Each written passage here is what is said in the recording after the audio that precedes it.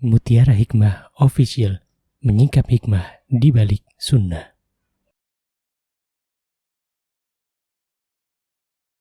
Salurkan donasi terbaik Anda untuk mendukung dakwah Mutiara Hikmah Official.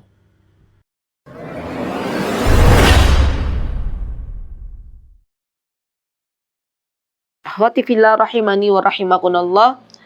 Hari ini insyaallah kita akan melanjutkan pembahasan kita pada kitab Umdatul Mar'ah, yakni kitab karya Syekh Dr. Adil Hasan Yusuf Al-Hamd.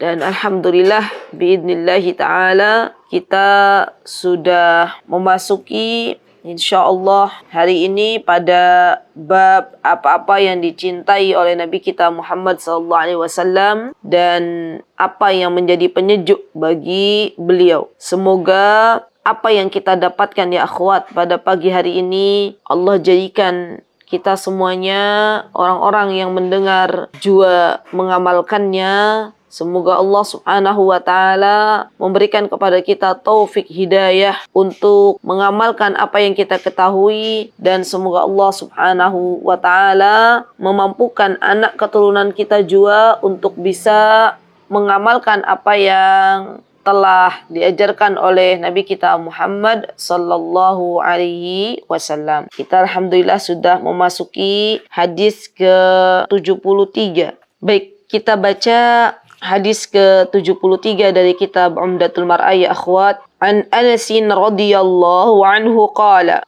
Rasulullah sallallahu alaihi wasallam hubbiba ilayya minad dunya an-nisa'u wat-tib wa ju'ila qurratu 'aini fis shalah. Dari Anas bin Malik sebagaimana kita ketahui ya akhwat, Anas bin Malik adalah seorang sahabat yang dekat dengan Nabi kita Muhammad sallallahu alaihi wasallam. Beliau putra dari Ummu Sulaim, ayahnya beliau Malik, namun ayahnya Anas bin Malik belum mau masuk Islam dan ibunya yang bernama Ummu Sulaim membawanya kepada Rasulullah sallallahu alaihi wasallam, menitipkan kepada guru terbaik yang ada pada zamannya, yakni Rasulullah sallallahu alaihi wasallam. Dan dari Rasulullah sallallahu alaihi wasallam Anas banyak mempelajari, melihat, mendengar apa yang diucapkan dan diperbuat oleh Nabi kita Muhammad sallallahu alaihi wasallam. Subhanallah. Dan Anas bin Malik adalah seorang sahabat yang meriwayatkan banyak hadis. Subhanallah. Bahkan terkadang hadis ini tidak diketahui oleh banyak para sahabat, namun diketahui oleh Anas. Karena Anas bin Malik tinggal di rumah Rasulullah sallallahu alaihi wasallam. Dan Anas bin Malik juga terkenal dengan seorang yang memiliki banyak harta dan banyak keturunan, karena pernah didoakan oleh Nabi kita Muhammad sallallahu alaihi wasallam ya akhwat dengan sebuah doa. Apa kata Rasulullah SAW? Ya Allah, perbanyaklah harta dan keturunan Anas bin Malik, serta berkahilah bagi Anas bin Malik. Dan ini menunjukkan subhanallah bahwa Rasulullah SAW adalah seseorang yang mengetahui arti dari balas budi. Subhanallah. Kenapa? Karena beliau setiap hari hampir dibantu oleh Anas bin Malik untuk memenuhi keperluannya. Maka dari itu Rasulullah mengatakan, ya Allah, limpahkanlah harta dan anak keturunan serta keberkahan kepada Anas bin Malik. Dan Allah subhanahu wa ta'ala mengijabah doanya Rasulullah sallallahu alaihi wasallam. Subhanallah. Bahkan Anas bin Malik ya akhwat, beliau mencintai Rasulullah sallallahu alaihi wasallam lebih daripada mencintai dirinya. Subhanallah. Jadi subhanallah ya. Para sahabat ridwanullahi alaihim, mereka itu benar-benar menjadikan Allah dan Rasulnya sebagai prioritas di dalam kehidupannya. Dan jikalau kita seorang muslim, seorang muslimah mengedepankan cinta kepada Allah dan Rasulnya, maka yang ada adalah Allah akan mengatakan kepada orang-orang hamba-hambanya yang ada di muka bumi untuk mencintainya. Subhanallah. Kemarin kita sudah belajar ya tentang bagaimana cintanya Allah subhanahu wa ta'ala kepada para hamba-hambanya. Maka dari itu, daripada kita berlelah-lelah mengejar cintanya manusia, dan kita tahu ketika kita mengejar cintanya manusia belum tentu dapat, terkadang kecewa, maka yang harus kita fokuskan adalah mengejar cintanya Allah Subhanahu wa taala, dan kelak Allah yang akan menggerakkan hati hamba-hambanya untuk mencintainya. Subhanallah. Allahu Akbar. Kemudian ya akhwat, kita masih kembali ke Anas bin Malik, bahwa Anas bin Malik beliau hidup bersama Rasulullah SAW selama kurang lebih 10 tahun. Ya Masya Allah, dan itu waktu yang tidak sebentar ya akhwat. Ya bagi seseorang bermula zamah atau dekat dengan seorang guru 10 tahun tuh luar biasa juga ya. Jadi yang namanya dekat dengan guru enggak hanya 1 bulan 2 bulan, tapi harus lama ya, subhanallah. Dan subhanallah, di antara nasihat-nasihat Rasulullah SAW kepada Anas, di antaranya agar Rasulullah SAW mengatakan, wahai Anas, ya, janganlah ada yang engkau benci gitu kepada seseorang, ya subhanallah. Dan jikalau engkau mendapatkan pagi dan petang sementara hatimu tidak membawa kebencian kepada orang lain, maka lakukanlah, katanya ya, Masya Allah. Jadi luar biasa, Rasulullah tuh sudah menganggap Anas bin Malik ini seperti anaknya sendiri, ya subhanallah. Dan ini menjadi hal yang dicintai oleh Anas bin Malik, ya. Anas pun begitu. Anas menganggap Rasulullah SAW seperti orang tuanya, ya subhanallah. Dan begitulah ya yang tergambar pada diri Anas bin Malik juga Rasulullah SAW. Semoga Allah Subhanahu wa taala meridhai Anas bin Malik. Amin. Allahumma amin. Baik. Kemudian beliau meriwayatkan dari Rasulullah SAW, apa kata Rasulullah SAW? Hubbiba ilayya minad dunya, kata beliau bahwa dijadikan kesenangan terhadap dunia ada pada 3 hal. Dan ini sebagai tanda bahwa ternyata Rasulullah SAW juga, karena beliau seorang manusia ya, beliau mengatakan bahwa dijadikan dunia ini ada 3 hal yang dicintainya. Ya, sesungguhnya di antara kesenangan dunia yang aku cintai adalah an-nisa, adalah wanita, wattib, wangian, wa ju'ilat qurratu aini fis shalah, dan dijadikan kesenangan hatiku, kata Rasulullah SAW, permata hatiku, penyejuk jiwaku ada pada salat. Subhanallah, subhanallah. Dan kita akan belajar tentang hadis yang telah disabdakan oleh Rasulullah SAW, 3 hal yang telah dipesankan oleh Rasulullah SAW. Apa tadi yang pertama? Poin yang pertama, Rasulullah SAW mencintai wanita. Tapi mencintainya wanita antara Rasulullah SAW dan laki-laki yang di zaman sekarang itu berbeda. Rasulullah SAW mencintai wanita karena beliau ingin, ya subhanallah, menunjukkan kepada umatnya bagaimana memuliakan wanita itu sendiri. Subhanallah. Beliau menikahi para wanita karena beliau ingin menolong para janda. Ya, jadi dari ke-11 istri Rasulullah SAW, yang janda itu 10 ya akhwat. Ya, yang janda 10 dan 1 adalah gadis, yakni ibunda Aisyah radhiyallahu anha. Dan sebagaimana kita tahu bahwa wanita ini adalah fitnah bagi kaum laki-laki. Rasulullah SAW bersabda, ma taraktu ba'di fitnatan hiya adharru 'ala rijali minan nisa. Tidak ada fitnah, kata Rasulullah SAW, yang aku tinggalkan setelahku yang lebih berbahaya bagi kaum laki-laki daripada fitnahnya seorang wanita. Subhanallah. Lihat, jadi daripada terfitnah ya kepada wanita yang bukan mahramnya, lebih baik dinikahi oleh Rasulullah SAW. Dan juga ya akhwat, ini hadis ini harus kita dengarkan bersama syarahnya. Jangan sampai kita hanya melihat dohirnya saja, ya, oh Rasulullah mencintai wanita gitu ya. Dan nanti kalau kita hanya melihat dohirnya saja, tidak mengerti syarahnya, bisa jadi diselewengkan oleh orang-orang yang membenci Rasulullah SAW. Padahal tidaklah Rasulullah SAW mencintai wanita, ya, menikahi wanita tadi kecuali untuk menolong mereka dalam keadaan, ketika mereka dalam keadaan jandanya, ya subhanallah. Dan di antara kata para ulama, di antara hikmah kenapa Rasulullah SAW menikahi banyak wanita, di antaranya subhanallah ini yang kadang kita nggak berpikir ya akhwat. Di antaranya beliau menginginkan istri-istri beliau ya akhwat untuk bisa menyampaikan kepada umat apa-apa yang diketahui dari Rasulullah SAW di dalam rumahnya. Dan ini tidak bisa diketahui oleh orang lain kecuali orang terdekat Rasulullah SAW. Contoh misalnya, dari mana kita tahu bagaimana Rasulullah SAW mencontohkan mandi junub kalau bukan dari istri Rasulullah SAW?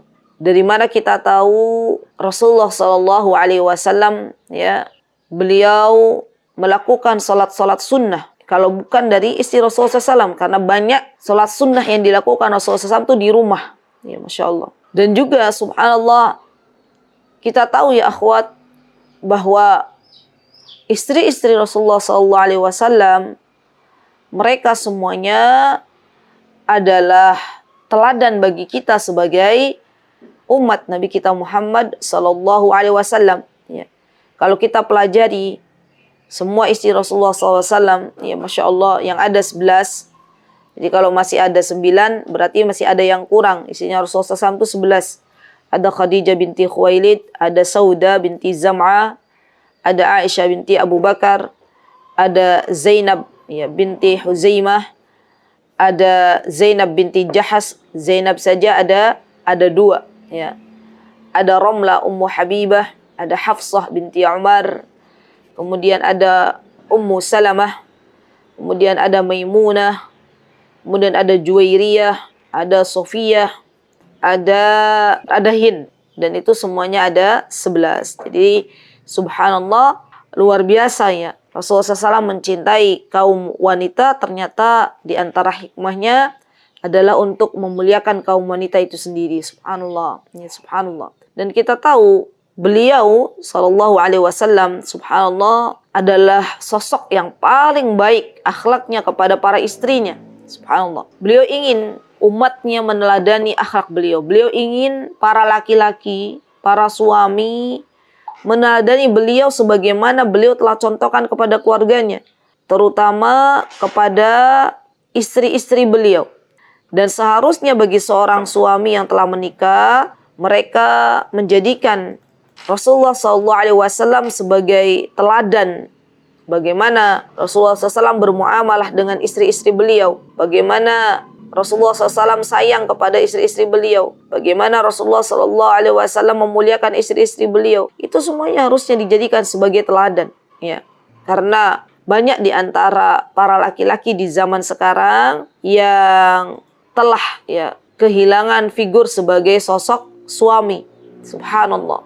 Padahal jelas laki-laki tersebut adalah seorang muslim yang seharusnya merujuk kepada Rasulullah SAW. Subhanallah. Semoga Allah Subhanahu wa taala mengaruniakan kepada kita semuanya suami-suami yang salih. Semoga Allah Subhanahu wa taala memberikan taufik hidayah kepada para suami yang belum Allah salihkan, dan semoga Allah Subhanahu wa taala mampukan kita semuanya untuk menjadi istri salihah. Baik, alhamdulillah.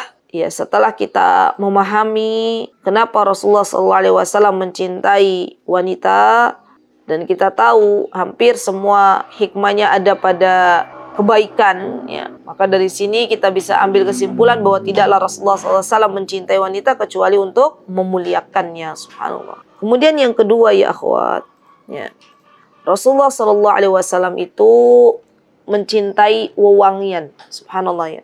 Rasulullah SAW mencintai wewangian, parfum gitu ya. Rasulullah SAW sangat cinta. Dan sebagaimana kita tahu ya akhwat, bahwa subhanallah Islam itu sendiri mengajarkan kebersihan.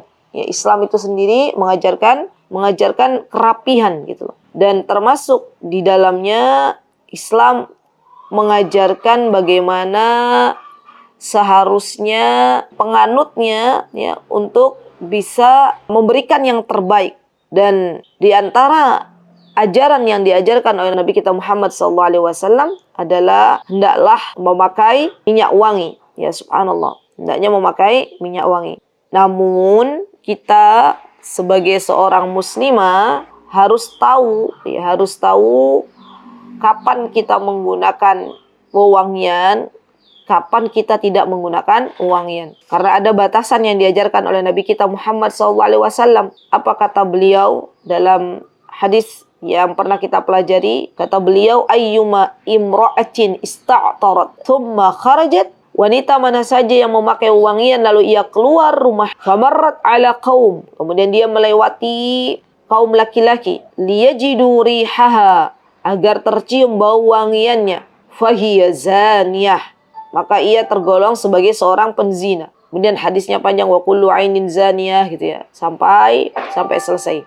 Namun yang menjadi inti dari hadis yang panjang ini bahwa ternyata kaum wanita tidak diperbolehkan untuk memakai wewangian manakala mereka keluar rumah. Jadi cukup memakai wewangiannya ketika berada di rumahnya. Untuk siapa kita memakai wewangian? Untuk suami kita, Masya Allah. Dan Rasulullah SAW, subhanallah, itu terkenal, ya subhanallah, dari aromanya itu terkenal wangi gitu loh. Jadi Masya Allah, beliau bahkan sangat dicintai oleh para sahabatnya. Ya. Kalau beliau melewati para sahabatnya sudah bisa mengenalinya. Subhanallah, Allahu Akbar. Dan sebagaimana kita tahu bahwa Rasulullah SAW, beliau mengajarkan tentang mana yang terbaik bagi umatnya. Ya, mana yang terbaik bagi umatnya. Dan kita paham ya akhwat, bahwa para malaikat pun subhanallah mereka mencintai aroma yang baik. Ya. Dari mana kita tahu bahwa para malaikat mencintai aroma yang baik, mencintai wangian? Karena para malaikat tidak menyukai hal-hal yang, mohon maaf, baunya kurang enak. Ya. Misalnya ada kaum laki-laki yang dimakruhkan ya ketika berangkat ke masjid dia makan bawang putih terlebih dahulu. Ya. Misalnya, kalau ini ada larangan di sini, jangan mendekati masjid untuk melaksanakan sholat karena baunya akan mengganggu para malaikat dan kaum muslimin. Ya subhanallah. Dan hadiah ya akhwat, kita tahu ya di antara keutamaan wangian adalah hadiah yang tidak boleh ditolak. Ada hadiah itu, kalau kita tahu bahwa hadiah adalah bagian dari rasa cinta seseorang kepada kita, maka ada hadiah yang tidak boleh ditolak. Ya, jadi kalau kita diberikan hadiah oleh seseorang, maka janganlah menolak hadiah ini. Apa di antara hadiah yang tidak boleh ditolak ya akhwat? Di antaranya adalah wewangian. Subhanallah. Jadi kalau kita mendapatkan hadiah yang diberikan oleh saudara kita, ya, maka janganlah kita tolak kalau itu bentuknya adalah wewangian. Ya subhanallah. Jadi harus diterima. Karena tidaklah seseorang itu memberikan hadiah kecuali karena ia mencintainya. Saudara kita ketika memberikan hadiah, maka ini tanda cinta saudara kita untuk kita. Apa kata Rasulullah SAW? Tahadu, tahabu. Subhanallah. Saringlah kalian beri hadiah, maka kalian akan saling mencintai. Dan Nabi kita Muhammad SAW juga memberitahu kepada kita bahwa di antara hadiah yang tidak boleh ditolak adalah bantal, ya. Jadi kalau ada orang kasih kita bantal ya akhwat, maka jangan kita tolak. Kalau ada orang kasih minyak wangi, maka jangan kita tolak. Dan kalau ada orang memberikan kepada kita laban itu susu, ya, maka juga tidak kita tolak. Dan yang maksudnya bantal di sini ya akhwat, afwan ana ingin menjelaskan sedikit, adalah alas untuk duduk, ya. Alas untuk duduk, ya subhanallah. Karena ada nasnya bahwa Rasulullah SAW tidak menolak 3 hal ini. Salah satu laturad, al-wasaid, wad-duhnu, wal-laban. Ya Masya Allah. Jadi ada 3 hal yang memang kita tidak boleh menolaknya apabila diberikan kepada kita. Maka kita harus menerimanya. Subhanallah. Baik. Kemudian ya akhwat, yang ketiga, apa yang disabdakan oleh Nabi kita Muhammad SAW. Beliau mengajarkan kepada kita semuanya bahwa yang beliau cintai adalah as-salah. Beliau jadikan salat sebagai penyejuk mata beliau. Subhanallah. Allahu Akbar, Allahu Akbar. Subhanallah. Jadi Rasulullah SAW itu menjadikan kesenangan hati beliau, ya, ada dalam salat. Subhanallah. Qurrata ain, ya, qurrata aini kata Rasulullah SAW. Qurrata aini itu penyejuk mataku, kesenangan hatiku, ya sama saja ya subhanallah. Dan ya kalau disebut sebagai qurrata ain biasanya sesuatu tersebut yang memang lebih dicintai daripada yang lainnya. Subhanallah. Dan itu sudah menjadi kesenangan bagi diri Rasulullah sallallahu alaihi wasallam. Beliau kalau sudah salat ya akhwat, maka beliau sudah benar-benar menikmati salat itu sendiri. Subhanallah.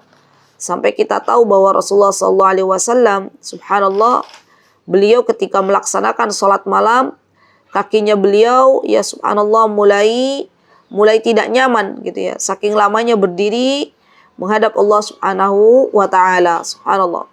Dan kita sebagai hamba Allah Azza wa Jal yang pasti masih banyak melakukan dosa ya subhanallah, hendaklah kita jadikan di antara amal salih yang kita cintai adalah salat ya. Kenapa demikian ya akhwat? Karena salat ini memiliki banyak keutamaan ya. Salat memiliki banyak keutamaan, dan ini sudah dipaparkan semuanya oleh Nabi kita Muhammad sallallahu alaihi wasallam ya. Di antaranya tadi bahwa salat sebagai penyejuk hati Rasulullah SAW. Bahkan Rasulullah SAW itu subhanallah seringkali mengatakan kepada Bilal, apa kata Rasulullah SAW? Qum ya Bilal wa arihna bis salah.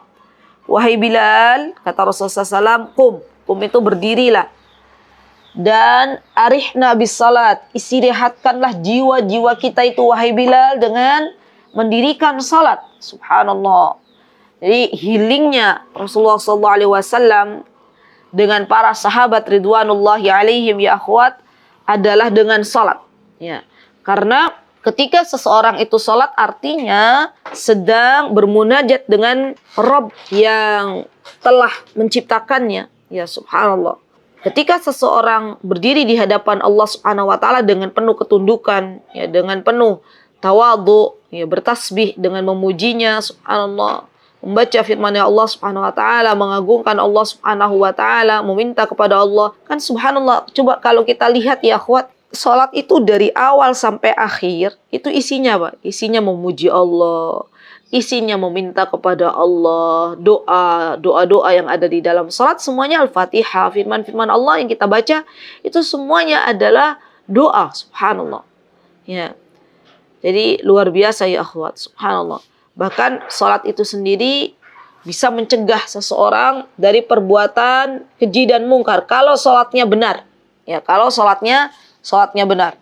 Jadi kadang ada yang bertanya, ada orang salat tapi dia masih melakukan perbuatan keji dan mungkar.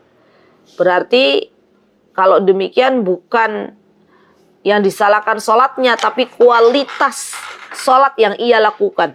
Ya. Tapi kan minimal.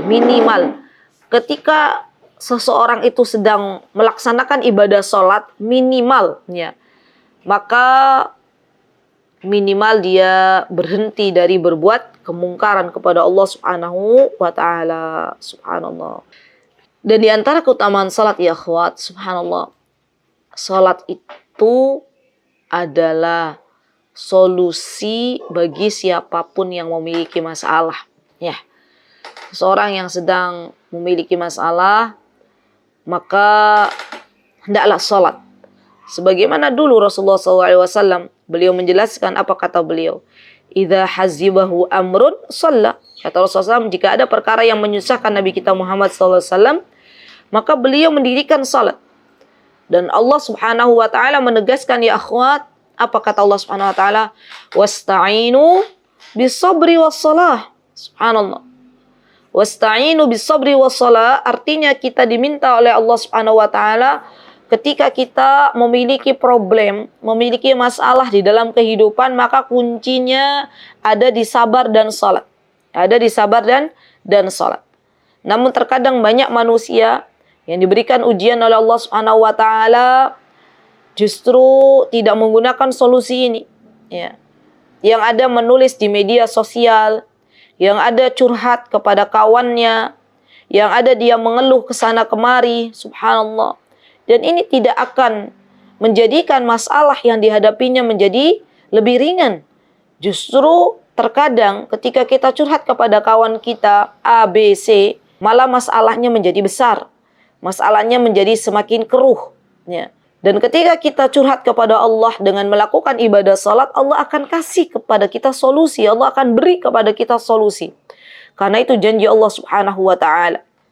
Subhanallah, mulai kita ya akhwat, apapun yang kita hadapi di dalam kehidupan dunia, kalau kita rasakan ada sesuatu yang berat, ya subhanallah, maka ambillah air wudu dan salatlah, minta kepada Allah Subhanahu wa taala.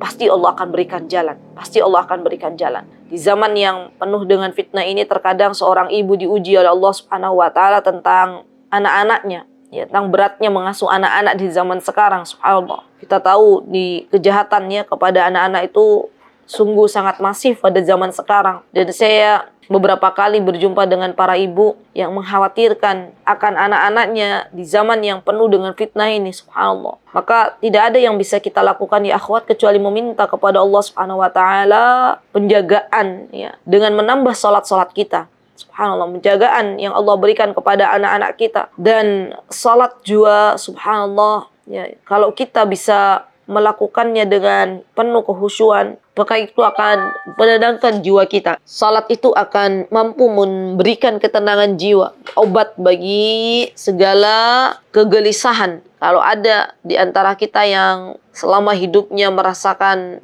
kegelisahan, ya subhanallah, maka mulailah perbaiki salatnya. Ya, mulailah perbaiki salatnya. Subhanallah. Dan kita tahu bahwa salat itu sendiri ya akhwan adalah cahaya. Cahaya yang akan Allah berikan kepada hambanya di dalam kuburnya. Cahaya yang akan Allah berikan kepada hambanya pada hari kiamat. Subhanallah. Rasulullah SAW mengatakan wassalatu nurun. Apa kata Rasulullah SAW? Salat itu cahaya. Bahkan subhanallah, beliau pernah memberikan pesan kepada kita semuanya. Apa kata beliau? Barang siapa yang menjaga salat, kanat lahu nuran, maka dia akan mendapatkan cahaya. Burhanun. Burhan di sini adalah petunjuk, ya. Wa najatan yaumal qiyamah. Man hafadha 'alayha kanat lahu nuran wa burhanan. Burhanan wa najatan yaumal qiyamah. Di barang siapa yang di dunia ini mengerjakan salat, maka Allah akan kasih kepadanya apa? Petunjuk, keselamatan pada hari kiamat, cahaya, subhanallah. Jadi kalau kita pengen selamat mengarungi dunia yang hanya sebentar ini ya akhwat, maka perbaiki salat kita. Perbaiki salat kita. Barang siapa yang memperbaiki salatnya, maka Allah akan memperbaiki hidupnya. Barang siapa yang ingin dimudahkan urusannya oleh Allah Subhanahu wa taala, maka kembalilah kepada Allah Subhanahu wa taala, perbaiki hubungan dengan Allah Subhanahu wa taala. Subhanallah. Allahu akbar. Subhanallah. Dan kita tahu bahwa salat itu adalah penghubung, ya, antara kita dan Rabb kita yang paling kuat, ya subhanallah. Allahu akbar. Bagaimana tidak kuat, ya. Padahal Rasulullah SAW telah menjelaskan kalau ada seseorang dari hambanya itu yang salat, maka sesungguhnya Allah Subhanahu wa taala menjawab, ya, ketika seseorang mengucapkan alhamdulillahi rabbil alamin. Apa kata Allah Subhanahu wa taala? Hamidani abdi, ya, hambaku telah memujiku. Kemudian lanjut dari alhamdulillahi rabbil alamin arrahmanir rahim. Maka Allah mengatakan asna alayya abdi. Subhanallah, hambaku telah menyanjungku. Lihat ya akhwat, apa yang diucapkan oleh hambanya Allah, Allah sambungkan. Subhanallah.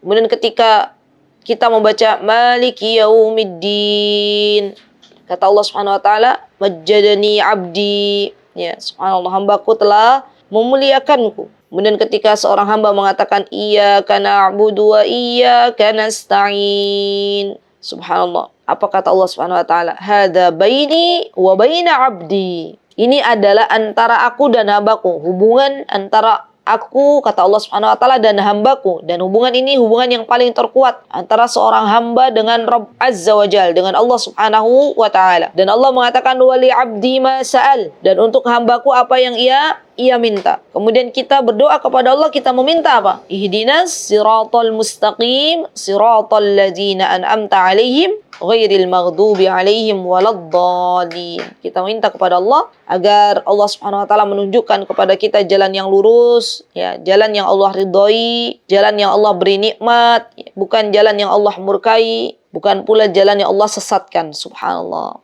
Ini luar biasa ya akhwat. Kalau ada seseorang ya ketika sholat dia paham maknanya, khusus sholatnya, maka pengennya tuh berlama-lama untuk sholat, nggak cepat-cepat keluar dari sholat. Subhanallah. Karena memang sholat itu sendiri adalah sebuah kenyamanan. Subhanallah. Namun yang perlu kita perhatikan lagi bahwa sholat itu bisa memberikan kenyamanan pada diri seseorang ketika ia melaksanakannya sesuai dengan apa yang dianjurkan oleh Nabi kita Muhammad SAW. Apa kata Rasulullah SAW dalam perkara sholat ini ya akhwat? Karena sholat ini adalah ibadah, maka kata Rasulullah SAW, beliau mengatakan, "Sallu kama ra'aitumuni usalli." Ya, sholatlah kalian sebagaimana kalian melihat diriku sholat. Berarti ya akhwat, yang namanya mempelajari bagaimana Rasulullah SAW sholat itu adalah ilmu yang harus kita miliki. Ya, ilmu yang harus kita miliki. Kemana kita mencari tata cara sholat? Ya, ke dalam hadis-hadis yang sahih. Dan Rasulullah SAW sudah menjelaskannya begitu gamblangnya. Ya, dari awal, dari takbiratul ihram sampai salam. Ya, beliau telah menjelaskan semuanya. Ya, tinggal kitanya saja mau belajar atau tidak. Ya, dan alhamdulillah beberapa ulama juga membuat ya kitab-kitab mengumpulkan bagaimana sifat salat Nabi kita Muhammad SAW. Ya. Jadi bagi kita sebagai seorang muslimah hendaklah belajar lagi ya akhwat tata cara salat yang memang telah dijelaskan oleh Nabi kita Muhammad SAW. Kenapa? Karena ketika salat kita itu sudah benar sesuai dengan anjuran Nabi kita Muhammad SAW mencontoh Rasulullah SAW, maka salat kita insya Allah diterima di hadapan Allah Subhanahu Wa Taala. Karena dari dua syarat, ya kan kita tahu seseorang diterima amalannya oleh Allah Subhanahu Wa Taala itu dua syarat. Yang pertama apa? Ikhlas itu. Yang kedua mutaba'ah. Nah, kita sudah mengambil di mutaba'ahnya. Apa itu mutaba'ah? Mencontoh Rasulullah SAW. Jadi kalau teman-teman sholat itu sebelumnya belajar dulu bagaimana Rasulullah sholat. Dari mana? Dari hadis-hadis yang sahih. Ya. Sehingga ketika sholat tidak ada lagi penambahan, pengurangan, ya sesuai dengan apa yang Rasulullah SAW telah contohkan.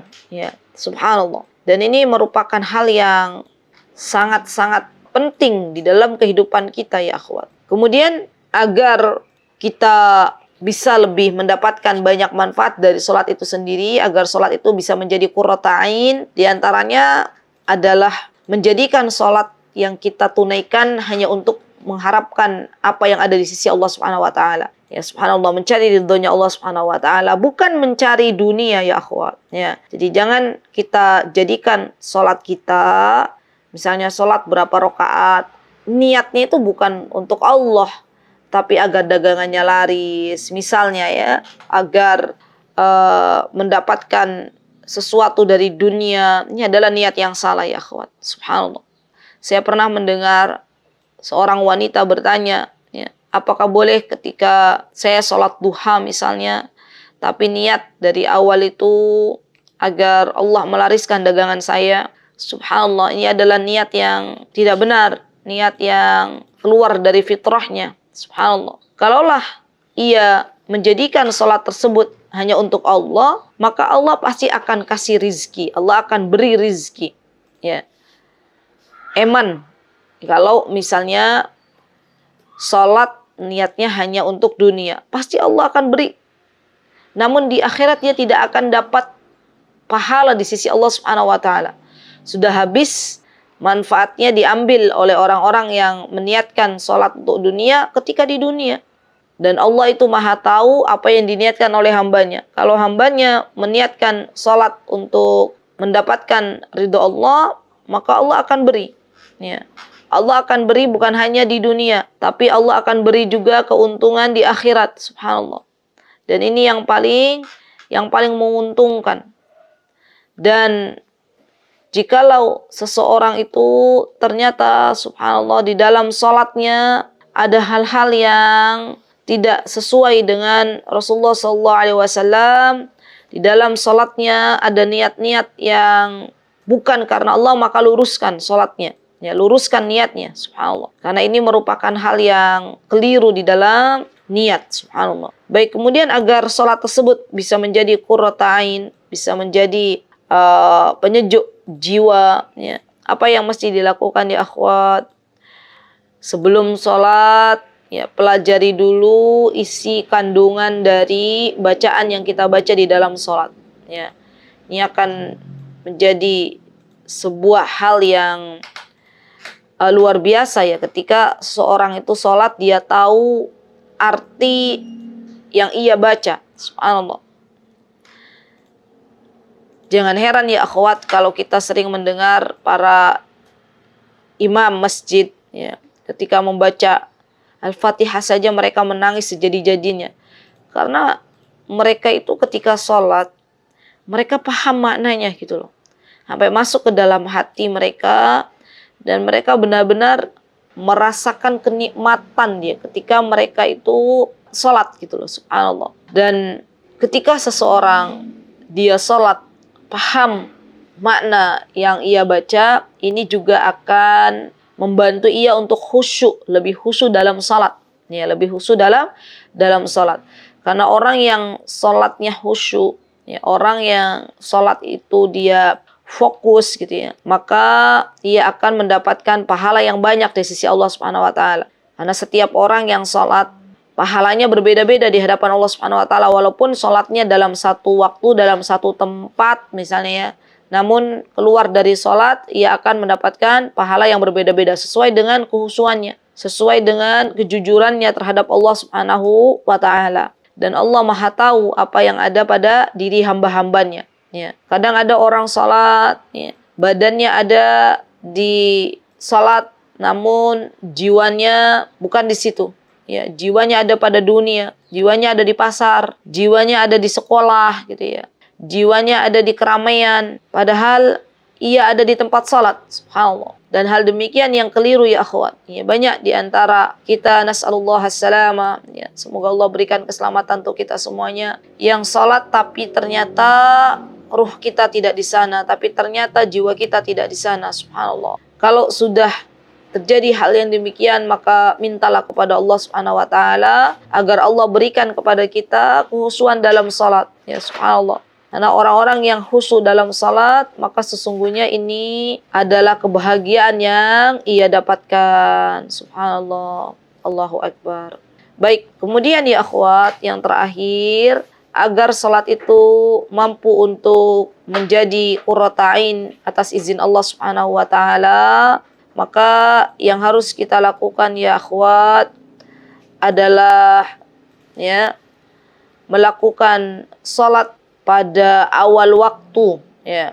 Jadi tidak menunda-nunda salat jika kita bisa melakukannya di awal waktu, karena kita tahu bahwa kematian itu tidak ada yang tahu kapan datangnya. Ya, bisa jadi kita belum salat tiba-tiba naudzubillah summa naudzubillah ajal datang, gitu ya, subhanallah. Dan Rasulullah SAW ketika ditanya, ya Rasulullah ayyul amali afdal, ya, amalan apa yang paling baik? Maka di antara jawaban beliau adalah salat di awal waktu, ya subhanallah.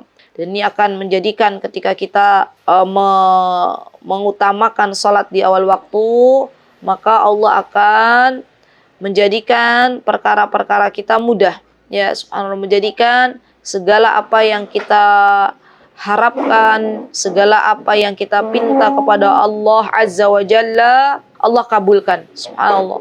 Dan orang yang biasa menunda salat, maka biasanya tertunda pula pekerjaan-pekerjaan yang lainnya. Subhanallah, semoga Allah Subhanahu wa taala menolong kita semuanya ya akhwat, menjadikan salat ini sebagai qurrata ain, ya, sebagai penyejuk jiwa-jiwa kita. Dan jangan lupa ya akhwat, doakan anak-anak kita agar Allah karuniakan kepada anak-anak kita, ya, kelezatan untuk salat, agar Allah Subhanahu wa taala menjadikan anak-anak kita yang dicintainya adalah salat, ya subhanallah.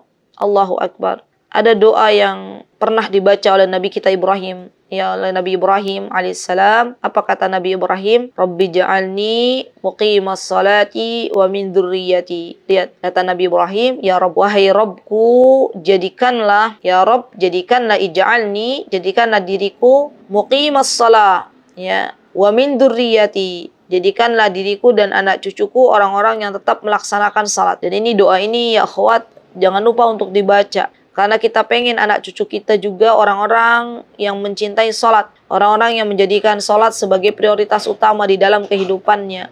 Dan kita ingin berharap kepada Allah agar Allah memasukkan kita semuanya bersama orang-orang yang kita cintai, termasuk anak-anak cucu kita, ke dalam surganya Allah Subhanahu wa Ta'ala. Subhanallah. Dan di antara ikhtiar kita adalah banyak-banyak berdoa dengan sebuah doa, Rabbi ja'alni muqimas salati wa min dzurriyyati rabbana wa taqabbal du'ai. Ya teman-teman, boleh dibuka surah Ibrahim ya, ayat 40 dan teman-teman hafalkan doa ini. Ya Rabbi ja'alni muqimas salati wa min dzurriyyati rabbana wa taqabbal du'ai. Ya subhanallah. Baik ya akhwat, kita akan kembali ke kitab fawaid. Di sini ada minal fawaid al-muta'alliqah bi mawdu'il hadis. Ada fawaid jamak dari faidah ya, ada faidah-faidah yang bisa kita ambil dari hadis yang ke-73. Di antaranya yang pertama, bahwa sesungguhnya kaum wanita adalah perhiasan dunia, ya keindahan dunia. Subhanallah. Kita tahu bahwa wanita itu sendiri adalah perhiasan dunia. Kemudian yang kedua, mencintai perempuan atau mencintai wanita, hubbul mar'ah laysa aiban, bukan sebuah aib. Ya, karena memang fitrahnya manusia mencintai wanita, mencintai harta, mencintai anak-anak, mencintai hewan tunggangan. Itu adalah fitrahnya wanita, fitrahnya manusia.